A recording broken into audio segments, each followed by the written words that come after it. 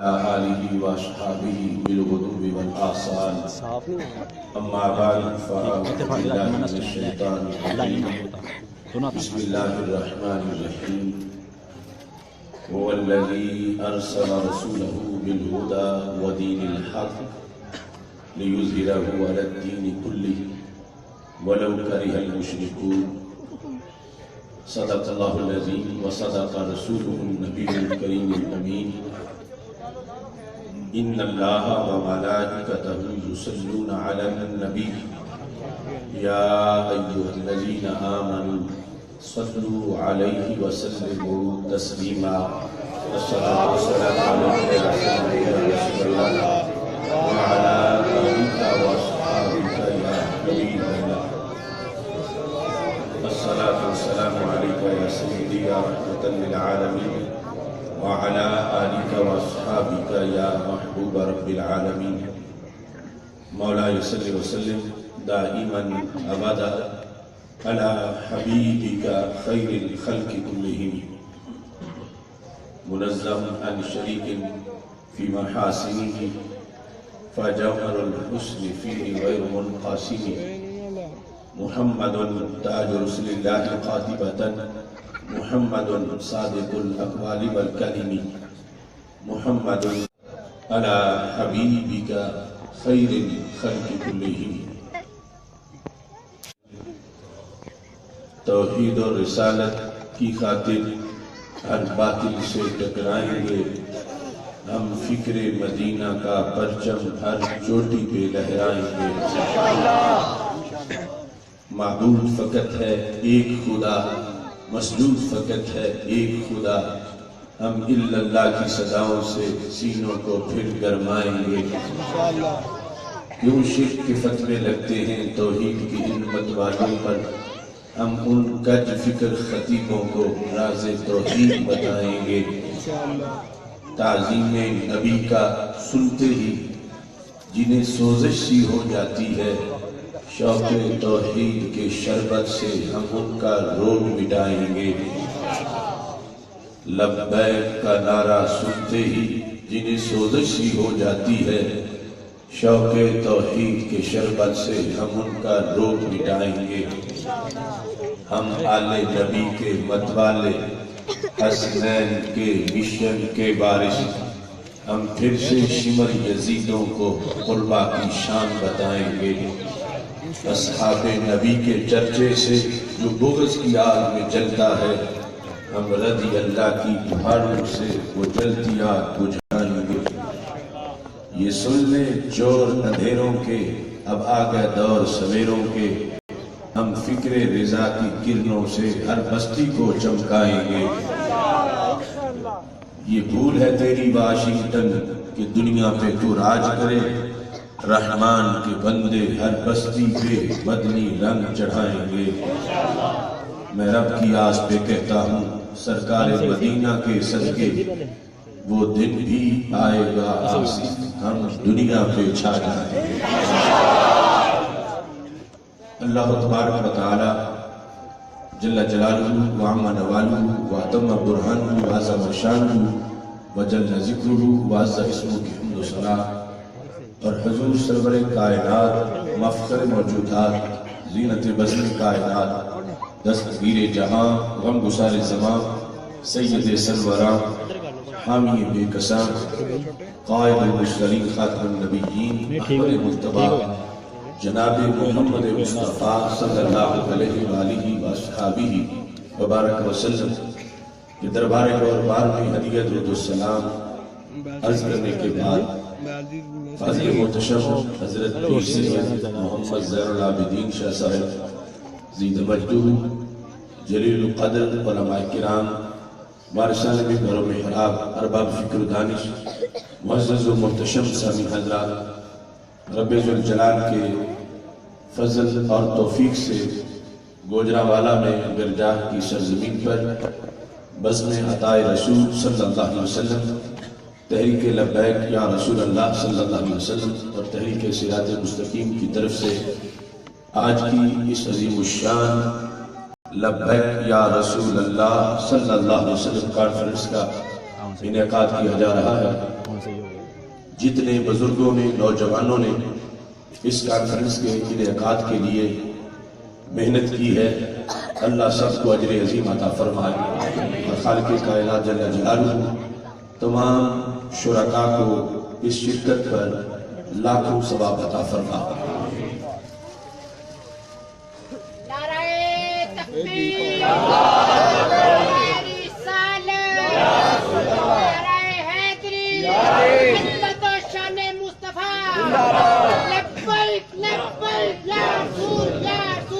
آج کی اس کانفرنس کا جو عنوان ہے لبیک یا رسول اللہ صلی اللہ علیہ وسلم کانفرنس، اسی سلسلے میں قرآن و سنت کی نہایت ہی اہم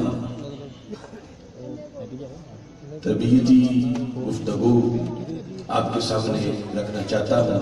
میری دعا ہے خالق کائنات جل جلالہ سب کو قرآن و سنت کا فہم عطا فرمائے، اور قرآن و سنت کی بلاغ و تبلیغ اور اس پر عمل کرنے کی توفیق عطا فرمائے۔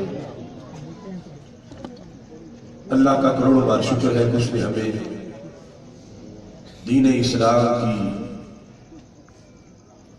عظمتوں سے، برکتوں سے اور سعادتوں سے مالا مال کیا ہے۔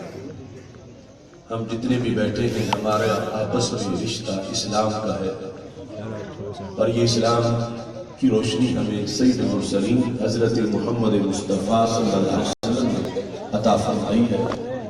اگرچہ آپ کی ولادت اور ہمارے درمیان صدیوں کا فاصلہ ہے، مگر اس وقت بھی ہر سینے میں جو روشنی ہے یہ یقیناً طیبہ کے چاند کی چاندنی ہے۔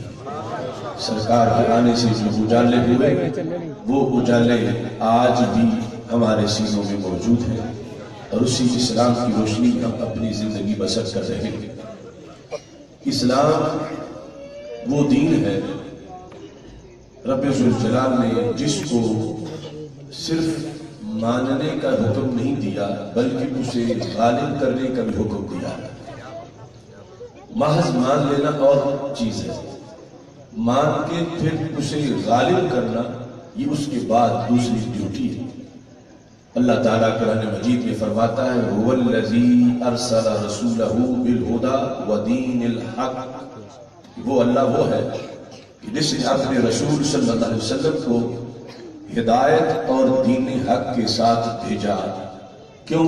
لیظہرہ علی الدین کلہ، تاکہ وہ اس اسلام کو ہر دین پہ غالب کرے، ولو کرہ المشرکون، اگرچہ مشرکوں کو یہ بات اچھی نہ لگے، مشرک اس سے مشتعل ہو، پھر بھی اللہ فرماتا ہے کہ اسلام کو دنیا میں بھیجا اس لیے ہے کہ یہ ہر دین پہ اس کو غالب کیا جائے۔ اب اس بات کی طرف توجہ کی ضرورت ہے کہ اسلام تو ہم سب کے پاس ہے، لیکن غلبہ اسلام کے لیے ہماری کوشش کیا ہے؟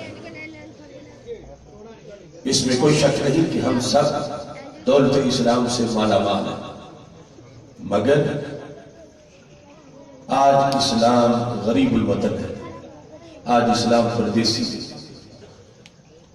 ہمارے آقا علیہ السلام نے فرمایا بعد الاسلام غریبا، اسلام جب شروع ہوا تھا تو اجنبی تھا، پردیسی تھا، کیونکہ جنہوں نے قبول کیا، اس کو امبریس کیا، کلمہ پڑھا، وہ بھی پردیسی ہو گئے، انہیں اپنے گھر چھوڑنے پڑ گئے، مکہ مکرمہ سے ہجرت کی۔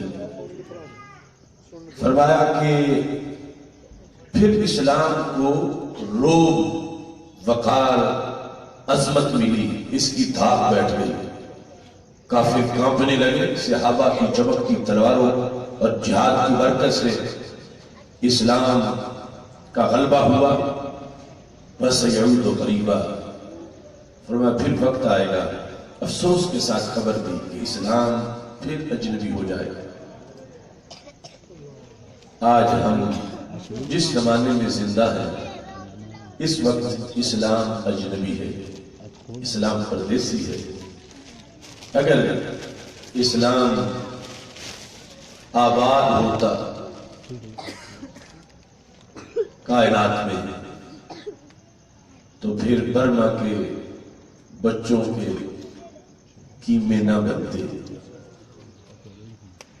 اگر اسلام غریب الوطن نہ ہوتا تو کشمیر میں چیختی چلاتی مسلمان بیٹیوں کی عزتیں نہ لوٹی جاتی.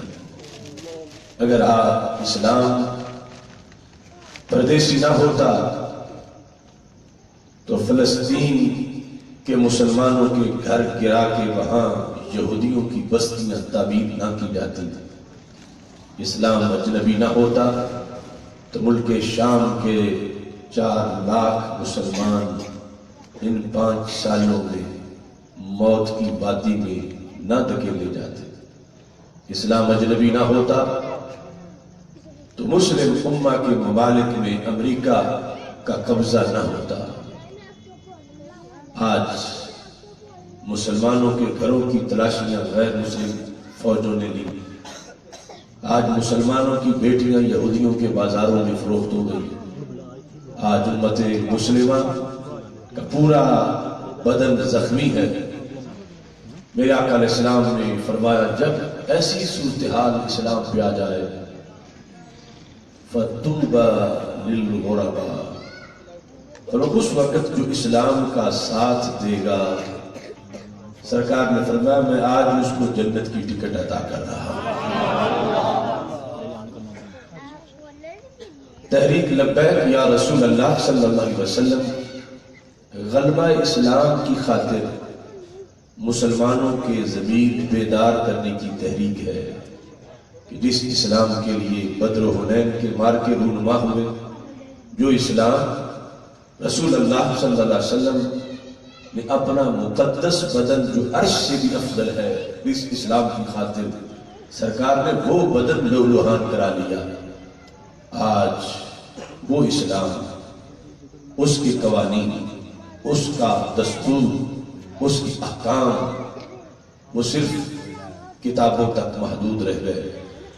مسجد کی الماریوں تک قرآن مجید کے احکام محدود کر دیے گئے اور فیصلے کی اتھارٹی انگریز کے قانون کو دے دی گئی. اسلام اجنبی اور غریب الوطن ہے کہ رات کا وقت ہے تو اسلام گلیوں میں ہر کسی کے دروازے پہ نہیں جا رہا، صرف اپنے ماننے والوں کو کہتا ہے کہ میں تمہارا مہمان ہوں. تمہارے رسول صلی اللہ علیہ وسلم نے مجھے تمہارا ہی ایڈریس دے کے بھیجا تھا، میں رات رہنا چاہتا ہوں، مجھے تم اپنے گھر رات رکھو. آگے سے الا ماشاء اللہ مسلمان کا جواب یہ ہے کہ اسلام تیری پابندیوں کے مطابق تو میرا گھر نہیں ہے، تیری پابندیوں کے مطابق میری رات گزرے گی نہیں. میرے گھر حرام کا پیسہ، میرا کاروبار سودی، میرے گھر میں اور یعنی فحاشی. اسلام پھر جو تو بیزار ہو کے آخر شب نکل جائے گا ابھی کسی اور جگہ جا کے رات گزار لے. بے وجہ تو نہیں چمن کی تباہیاں، کچھ باغ باہیں برق و شرر سے ملے ہوئے. تحریک لبیک یا رسول اللہ صلی اللہ علیہ وسلم یہ دعوت دیتی ہے کہ اسلام کے غلبہ کے لیے مسلمان اٹھ کھڑے ہوں.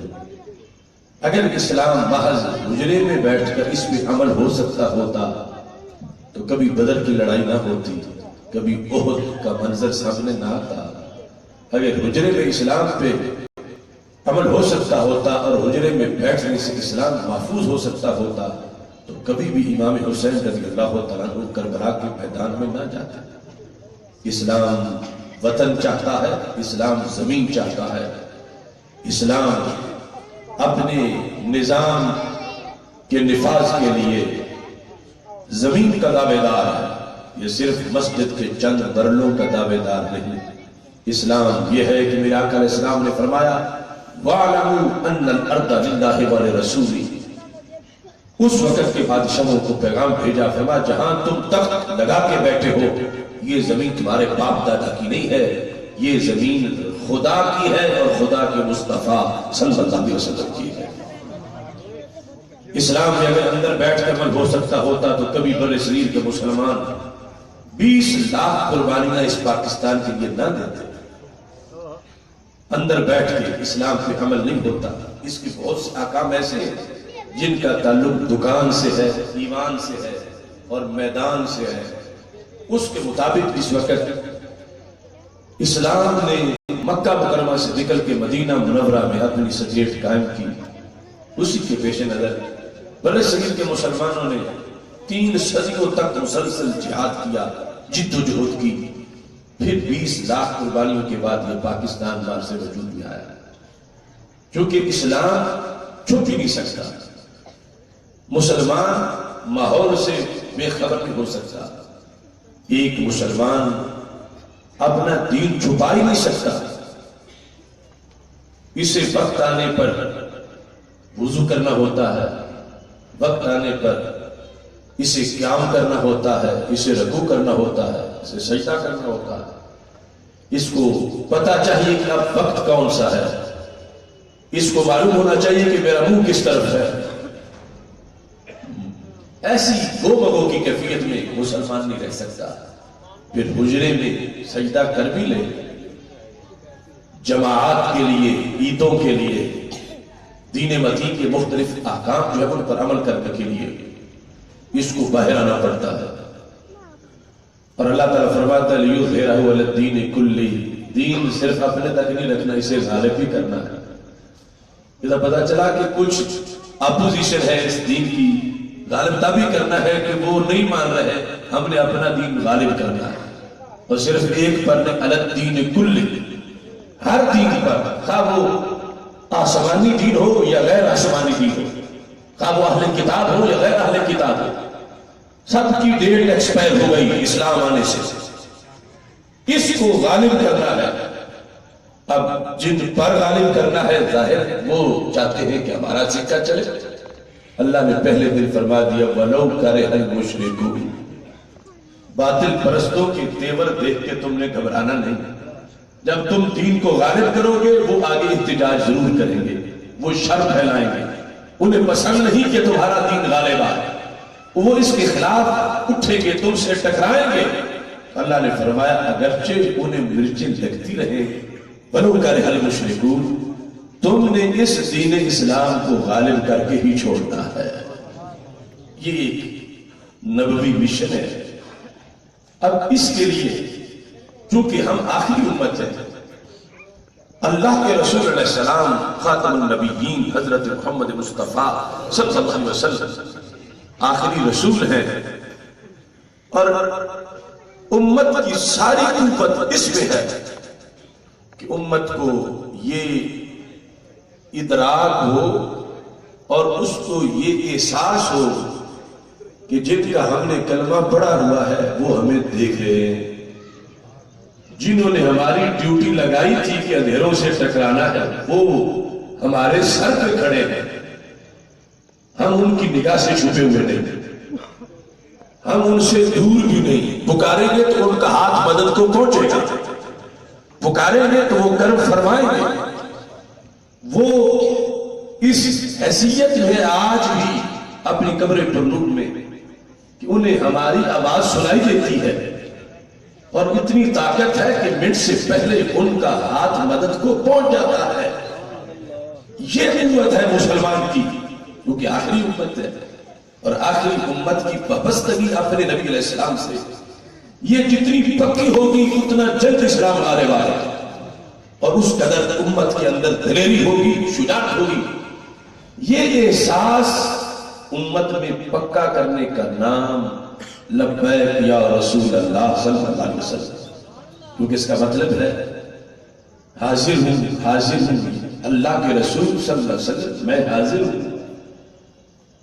تو اب یہ اسے کہا جاتا ہے جو خود زندہ ہو، جن کے سامنے کوئی کہہ رہا ہے میں حاضر ہوں، آپ کے بلانے پر میں حاضر ہوں۔ تو سرکار دو عالم صلی اللہ علیہ وسلم کو جب کوئی دیوانہ یہ عرض کر رہا ہے میرے نبی صلی اللہ علیہ وسلم میں آپ کے فرمان پر حاضر ہوں، تو پھر اس کا یہ عقیدہ ہے کہ میرے آقا صلی اللہ علیہ وسلم زندہ ہوتا بندہ ہے اور مجھے دیکھ رہے ہیں، میں جو کہہ رہا ہوں وہ سن رہے ہیں۔ تو اس بنیاد پر لبیک یا رسول اللہ صلی اللہ علیہ وسلم یہ محض نعرہ نہیں، یہ نعرہ بھی ہے، یہ نظریہ بھی ہے، یہ منزل بھی ہے، منزل پانے کا لاہ عمل بھی ہے، اس کے اندر عقیدہ بھی ہے، اس کے اندر عمل بھی ہے۔ ہر بندہ یہ نعرہ نہیں لگا سکتا۔ وہ جو عقیدے کے سودے ریالوں کی حفظ کر چکے، آج ان کی زبان پہ یہ نعرہ نہیں آ سکتا۔ جو تم لگاتے ہو تو تم عجیب مستی میں چلے جاتے ہو، جو تم بولتے ہو تو کیفیات بدل جاتی ہے، جو نعرہ لگاتے ہو تو عہد نبوی کے ماحول کا روشن نظام کھل جاتا ہے اور ہر تلخی دور ہو جاتی ہے۔ ہر شخص یہ نعرہ نہیں لگا سکتا۔ ان کی عقیدے کی چادر اتنی تنگ ہے، ایک طرف سے لے دوسری طرف سے ننگے ہو جاتے ہیں، دوسری طرف ڈھانپے تو پہلی طرف سے ننگے ہو جاتے ہیں۔ ان کے عقیدے میں یہ وسعت نہیں، جنہوں نے سال ہر سال تبلیغیں یہ کی کہ معاذ اللہ وہ مٹی میں مل گئے، معاذ اللہ وہ وہاں کچھ بھی نہیں۔ آج کس منہ سے وہ یہ نعرہ لگا سکتے ہیں؟ یہ اہل سنت و جماعت کا روشن عقیدہ ہے کہ جو حیات النبی صلی اللہ علیہ وسلم پر یقین رکھتے ہیں کہ اللہ کے رسول آج بھی اپنی قبر پر نور میں حیات حسی حقیقی اور جسمانی کے ساتھ زندہ ہے، اور جو وہاں جاتا ہے اس پہ بھی کرم فرماتے ہیں، اور جو یہاں سے بلاتا ہے اس کی جھولی بھی معمول فرماتے ہیں۔ لبیک لبیک لبیک یا رسول اللہ، لبیک لبیک لبیک یا رسول اللہ، لبیک لبیک یا رسول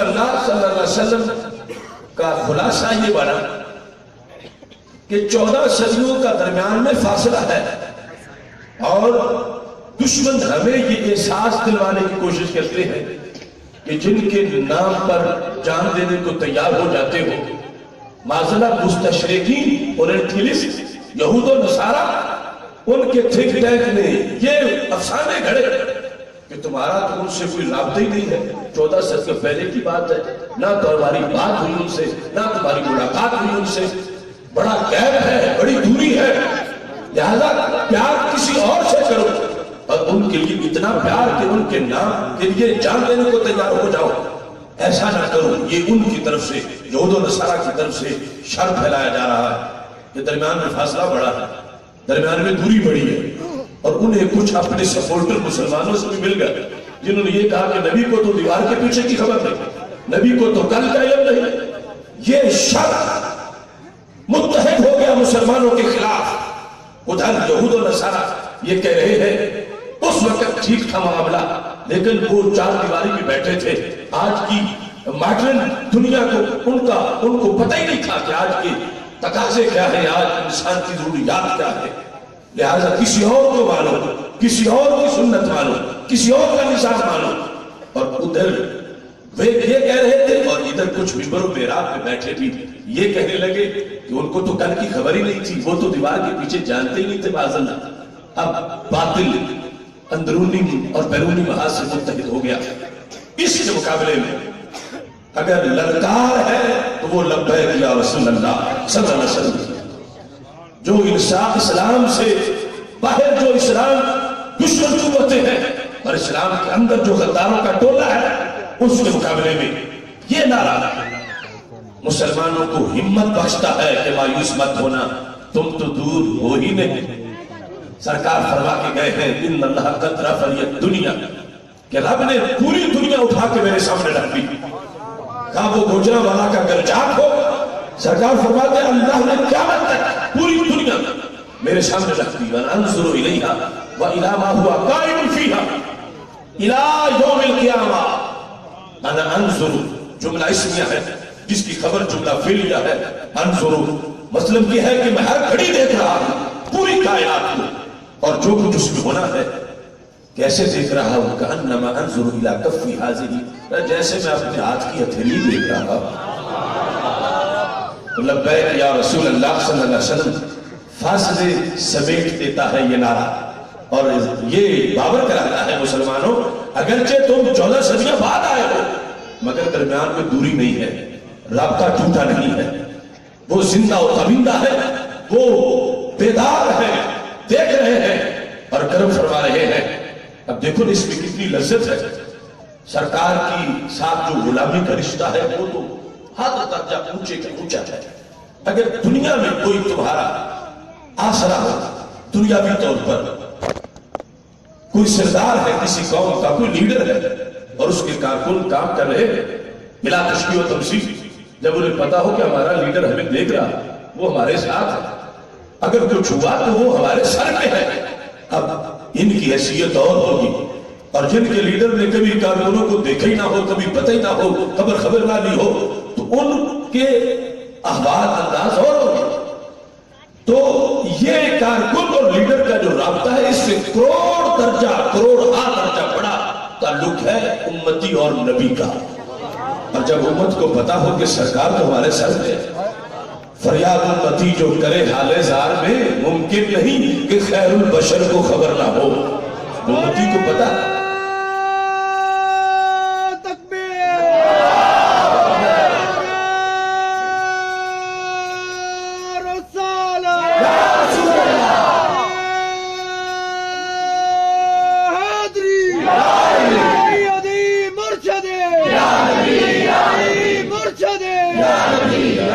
تو لبیک یا رسول اللہ صلی اللہ علیہ وسلم کا مطلب یہ ہے کہ نبی اکرم نور مجسم شفیع معظم صلی اللہ علیہ وسلم کے بارے میں جو ہمارا عقیدہ اہل سنت ہے اس میں بندے کو حضوری حاصل ہو جائے۔ ایک ہوتا ہے عقیدہ ہونا، ایک ہے عقیدے میں حضوری ہونا۔ اب ہم سب یقین رکھتے ہیں کہ رب ذوالجلال ہر وقت بندے کو دیکھ رہا ہے، یہ ہمارا نظریہ ہے، ہمارا یقین ہے، اور یہ عقیدہ نہ ہو تو بندہ مسلمان ہی نہیں ہوتا۔ لیکن جس وقت یہ عقیدہ فنکشنل یوں ہو کہ بندے کو حضوری حاصل ہو تو پھر انسان عام انسان نہیں رہتا، رب کا ولی بن جاتا ہے۔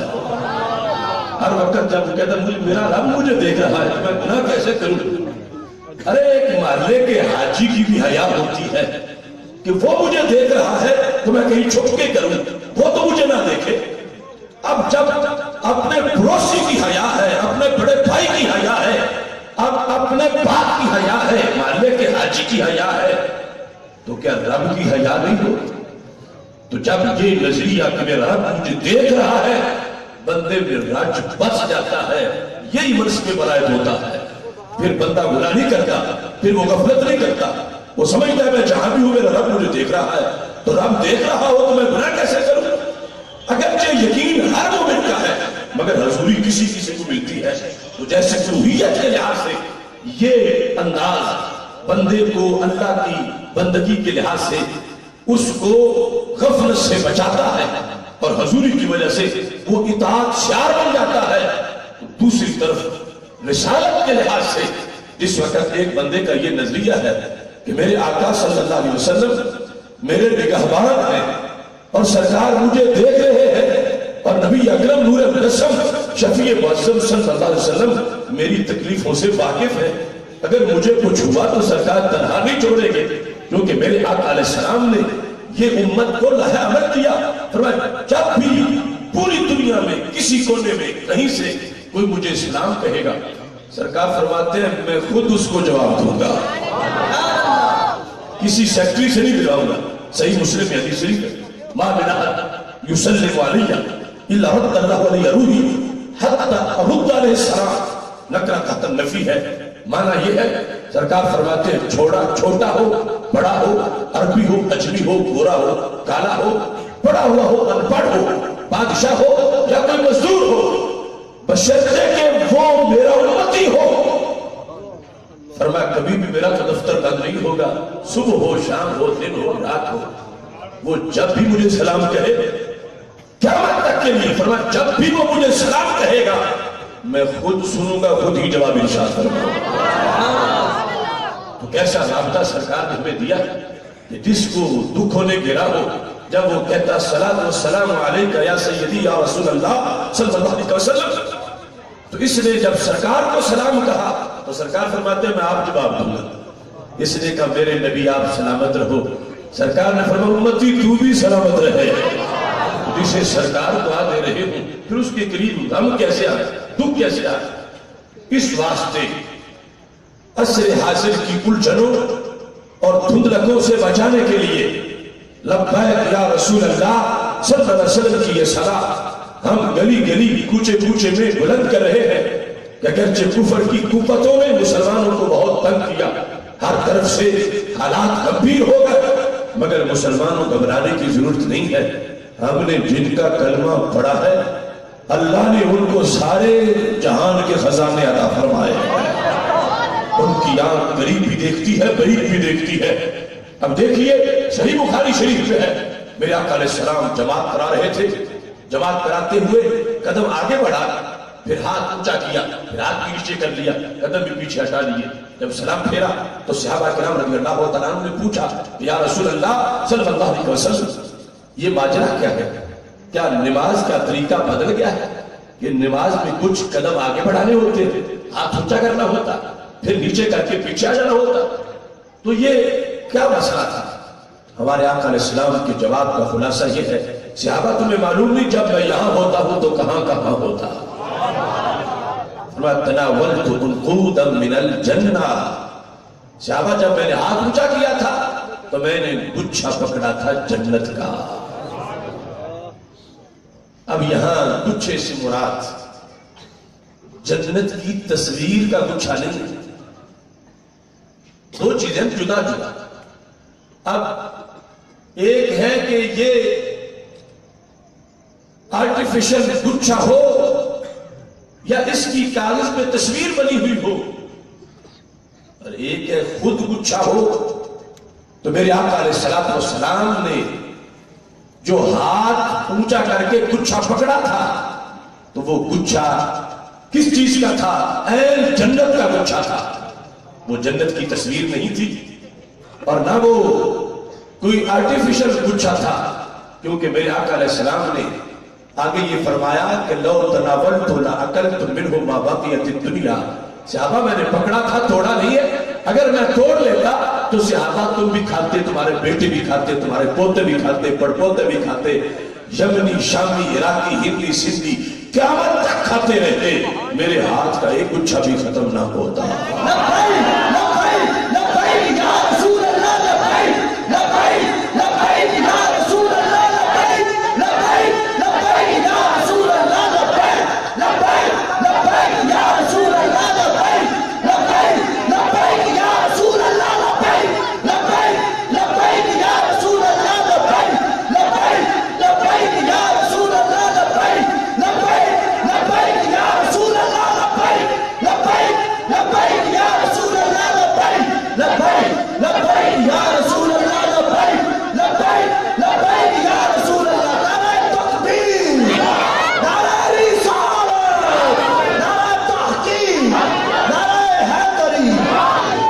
شریف سے جو مطلب میں بیان کرنا چاہتا ہوں وہ آگے ہے, لیکن چونکہ میں حدیث کا ایک طالب علم ہوں تو اس میں چونکہ لوگ مغالطہ دیتے ہیں. کوئی کہتا ہے بات خواب کی تھی, میں کہتا ہوں خواب کی نہیں, سرکار جماعت کرا رہے تھے. تو خواب کی بات نہیں, جاگتے ہوئے صحابہ کے سامنے کھڑے ہو کے سرکار جماعت کرا رہے تھے. جب ہم نے کہا کہ جنت دور ہے بڑی اور سرکار کا ہاتھ وہاں پہنچ گیا منٹ سے پہلے, زمین سے لے کر آسمان تک 500 سال کا سفر ہے, یہ بھی سرکار نے بتایا ہے, مستدرک الحاکم کی حدیث ہے. خود پہلا آسمان اتنا موٹا ہے کہ اس کے اندر 500 سال کی مسافت ہے. یعنی کتنا فاصلہ زمین سے آسمان تک کا ہے, اتنا ہی پہلا آسمان موٹا ہے.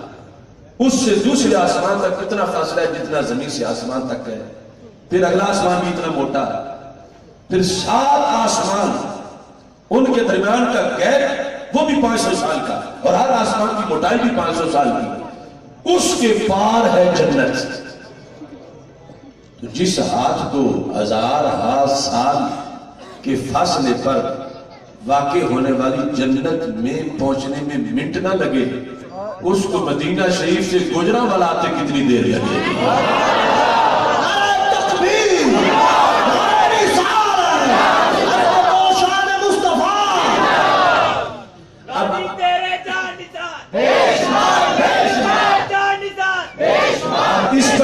اس پر دوسرے طبقے نے کہنا شروع کر دیا نہیں یہ جو سامنے یہ چیز یہ خود جنت نہیں تھی بلکہ جنت کی تصویر تھی. تو ان کی اس تعبیر کو مسترد کر رہے ہیں حدیث کے لفظ جو کہ سرکار فرماتا ہے لو تناولت لاکلت منہ ما بقیت الدنیا کہ میں نے گچھا پکڑا تھا مگر پکڑ کے توڑا نہیں چھوڑا ہے.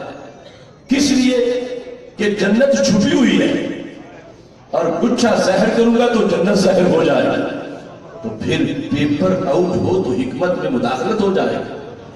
میں نے جنت کا گچھا پکڑا تھا توڑا نہیں. اگر میں توڑتا لأکلت منہ ما بقیت الدنیا لأکلت منہ ما بقیت الدنیا جب تک دنیا باقی رہتی میرے ہاتھ کا گچھا تک کھاتے ہی رہتے تھے. تو تصویر والا گچھا نہیں کھایا جا سکتا کھایا جاتا ہے تو حقیقی گچھا کھایا جاتا ہے. تو میرے آقا صلی اللہ علیہ وسلم کی عظمتیں اس حدیث سے ظاہر ہوئی. آج لوگ یہ جو دوری والا ٹولہ ہے اور یہ جن کے طرز عمل کی وجہ سے توہینیں ہوئی انہوں نے یہ تعارف کروایا منصب نبوت کا کہ ان کے بھی دو ہاتھ ہمارے بھی دو ہاتھ ان کی بھی دو قدم ہمارے بھی دو قدم. یہ بیان کریں تو کہتے ہم سیرت النبی علیہ السلام بیان کر رہے ہیں. تو میں کہتا ہوں یہ سیرت النبی علیہ السلام نہیں ہے یہ سیرت انسان ہے. تم جو کہتے ہو ان کے بھی دو ہاتھ ہمارے بھی دو ہاتھ یہ تو بچے کو پتا ہے کہ ہاتھ دو ہیں قدم دو ہیں. سیرت النبی علیہ السلام تب بیان ہوگی جب تم بتاؤ گے قد اونچا کتنا ہے بازو لمبا کتنا ہے ہاتھ کھلا کتنا ہے. پھر پتا چلے گا کہ بشریت مصطفیٰ علیہ السلام کیا ہے. پھر پتا چلے گا کہ مقام نبوت اور رسالت کیا ہے. تو سید عالم نور مجسم شفیع معظم صلی اللہ علیہ وسلم کا جو سہارا ہے اس امت کے لیے اس ساری باتوں کو ایک نعرے میں جب ہم بیان کرنا چاہیں تو وہ نعرہ ہے لبیک یا رسول اللہ صلی اللہ علیہ وسلم. لبیک لبیک لبیک یا رسول اللہ لبیک لبیک لبیک یا رسول اللہ لبیک لبیک لبیک یا رسول اللہ لبیک لبیک لبیک یا رسول اللہ. اب اس میں اس چیز کو ذہن میں رکھو کہ کوئی اگر یہ کہے کہ یہ ساری چیزیں تو اس میں آ گئی لیکن بنایا تو تم نے خود ہے. تو میں کہتا ہوں ہم نے گھڑا نہیں ہے ہم نے تو قرآن و سنت سے پڑھا ہے. لوگ اپنے نعرے گھڑتے ہیں سنی ہوتے ہی وہ ہے جو سنت پہ چلے. ہم نے گھڑا نہیں ہم نے پڑھا ہے. اور اگر کسی نے دیکھنا ہے تو صحیح بخاری میں ہے صحیح بخاری شریف کتاب العلم اس میں یہ نعرہ موجود ہے اور ہم نے لفظ تو کیا حرف بھی نہیں بدلا. میرے آقا علیہ السلام نے جب حضرت معاذ بن جبل کو آواز دی فرمایا یا معاذ بن جبل انہوں نے آگے اظہار وفا کے لیے کہا لبیک یا رسول اللہ صلی اللہ علیہ وسلم. تو جو گرجاک میں نعرہ گونج رہا ہے یہ پہلے مدینہ منورہ میں گونجا تھا. بدعتی وہ ہے جو صحابہ کا دین چھوڑ گئے اور سنی وہ ہے جو آج بھی دین صحابہ پہ قائم ہے. میرے آقا علیہ السلام نے فرمایا یا معاذ بن جبل تو جواب تھا لبیک یا رسول اللہ صلی اللہ علیہ وسلم. پھر فرمایا کتاب الصلاۃ بخاری شریف کی یا کعب تو حضرت کعب بولے لبیک یا رسول اللہ صلی اللہ علیہ وسلم. دنیا نے اپنے آپ کو بدلا گھڑی گھڑی. ایک ہم اہل عشق ہیں جہاں تک وہی رہے جو سرکار کے سامنے آواز گونجی امتی کی وہی 14 صدیوں کے بعد بھی گونج رہی ہے. اگر اس میں کوئی گڑبڑ ہوتی تو سرکار روکتے فرماتے کہ صحابہ اور کوئی لفظ بولو یہ لبیک یا رسول اللہ صلی اللہ علیہ وسلم مجھے نہ کہو کہ لبیک تو اللہ کو کہا جاتا ہے لبیک اللہم لبیک لبیک لا شریک لک لبیک ان الحمد والنعمت لک والملک لا شریک لک. تو تلبیہ سرکار بیان کر سکتے تھے کہ یہ لبیک تو رب کو کہا جاتا ہے میں حاضر ہوں میں بار بار حاضر ہوں. اور زیادہ تو نے مجھے بھی کہنا شروع کر دیا ہے سرکار سے پڑھ کے توحید کا لمبردار کون ہو سکتا ہے.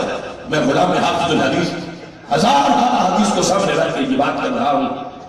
سینکڑوں بار ہزاروں بار صحابہ نے لبیک یا رسول اللہ صلی اللہ علیہ وسلم کہا، مگر ایک بار بھی سرکار نے منع نہیں فرمایا. لبیک لبیک لبیک یا رسول اللہ، لبیک لبیک لبیک یا رسول اللہ، لبیک لبیک یا رسول اللہ، لبیک لبیک لبیک یا رسول اللہ.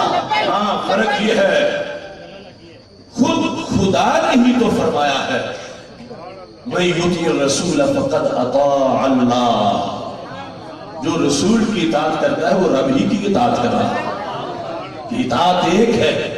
اور امام کرمانی نے بخاری کی شرح میں اس کا مطلب بیان کیا کہ جب کوئی شخص یہ کہہ رہا ہے لبیک یا رسول اللہ صلی اللہ علیہ وسلم، تو اس کا معنی کیا ہوتا ہے؟ امام کرمانی کہتے ہیں شرح بخاری میں اس کا معنی یہ ہوتا ہے یا رسول اللہ صلی اللہ علیہ وسلم انا مقیم علی طاعتک، میرے نبی میں نے آپ کی حکم پر پکا ڈیرا لگا لیا ہے. اب ایک ہوتا ہے مسافر، ایک ہوتا ہے مقیم. وہ لفظ مقیم ہے. ایک ہے تم کہتے ہو یہ مسافر ہے، مطلب آیا ہے چلا جائے گا. دوسرا یہ تو یہاں کا مقیم ہے، اس نے کہا جانا یہ تو پکا ہے. تو امام کرمانی کہتے ہیں جب کوئی شخص یہ کہہ رہا ہو لبیک یا رسول اللہ صلی اللہ علیہ وسلم، وہ یہ اظہار کر رہا ہوتا ہے میرے نبی آپ کے دین کے لیے پکا ہی آ گیا ہے، عارضی نہیں آیا، میں پکا آیا آپ کی شریعت پہ پہرا دینے، آپ کی عزت پہ پہرا دینے، آپ کی ختم نبوت پہ پہرا دینے کے لیے میں پکا آ گیا ہوں. تو یہ عہد کرنے والا پہلے تو سرکار کو زندہ و تابندہ جانتا ہے، پھر عہد کرتا ہے، اور جب عہد کر لے تو پھر پوری زندگی اس عہد کا لحاظ کرتا ہے. اب دیکھیے دور صحابہ میں لبیک کا نعرہ تلبیہ میں بھی ہے، سرکار دو عالم صلی اللہ علیہ وسلم کے لیے ہے، رحمان کے لیے بھی ہے، اور رحمان کے محبوب علیہ السلام کے لیے بھی ہے. ہاں، رحمان کے لیے شرط ہے اس تلبیہ کی کہ معین وقت میں ہوگا. عمرہ ہے، حج ہے، اور حج میں بنا مزدلفہ عرفات ہے، یعنی زمان بھی عام نہیں، مکان بھی عام نہیں. اور جو سرکار کے لیے لبیک ہے اس میں زمان بھی عام ہے، مکان بھی عام ہے. اس تلبیہ کے لیے احرام کی شرط ہے، اس تلبیہ کے لیے احرام کی کوئی شرط نہیں ہے.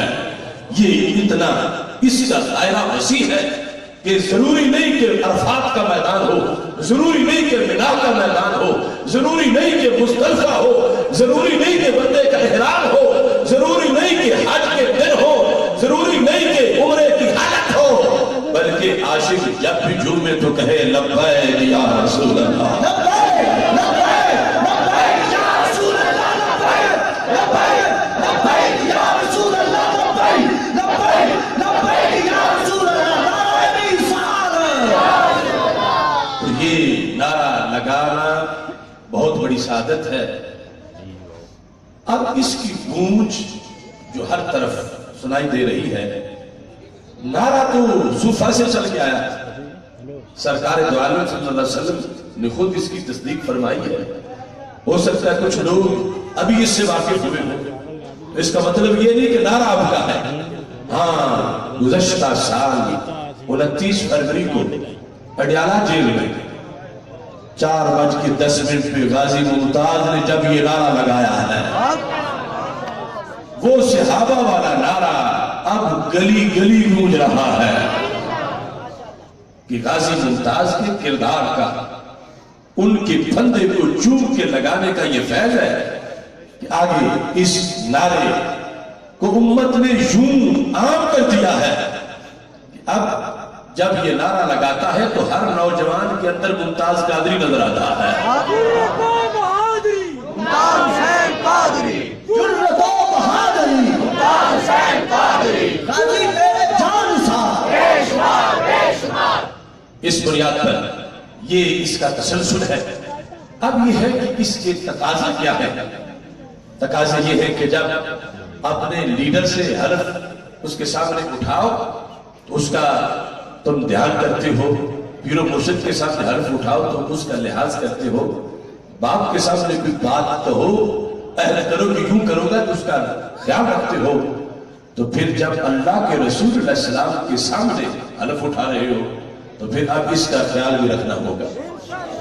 ایسا نہ ہو کہ ادھر سے شریعت کی کال آئے، ادھر کہو اب دکان کا وقت ہے تو دکان کیسے چھوڑ سکتا ہوں؟ نہیں، میرے آقا علیہ السلام نے فرمایا للفقر اسرع الى من يحبني من السير الى منتهاه، فرمایا میرے عاشق لمبی تان کے نہیں سوچتے، وہ ہر وقت پہرا دیتے ہیں۔ مثال یہ دی، فرمایا میرے عاشقوں کی طرف امتحانات کتنی تیزی سے آتے ہیں، کتنی تیزی سے، فرمایا کہ اونچی جگہ سے سیلاب کا پانی نشیبی جگہ کی طرف اتنا تیزی سے نہیں جاتا جتنی تیزی سے امتحانات میرے عاشقوں کی طرف جاتے ہیں۔ تو نعرہ لگایا ہے اور یہ روح کا نعرہ ہے اور یہ حلف ہے، پھر اس کو آخری سانس تک نبھانا بھی ہے۔ اور سید عالم نور مجسم شفیع معظم صلی اللہ علیہ وسلم نے جو دین ہمارے سپرد کیا ہے، اس دین کے لیے جو بھی قربانی دینی پڑے وہ قربانی دینی ہے۔ اس دین کو وقت بھی دینا ہے، اپنا پیسہ بھی اس کی تبلیغ کے لیے، اس کو غالب کرنے کے لیے لگانا ہے، اپنی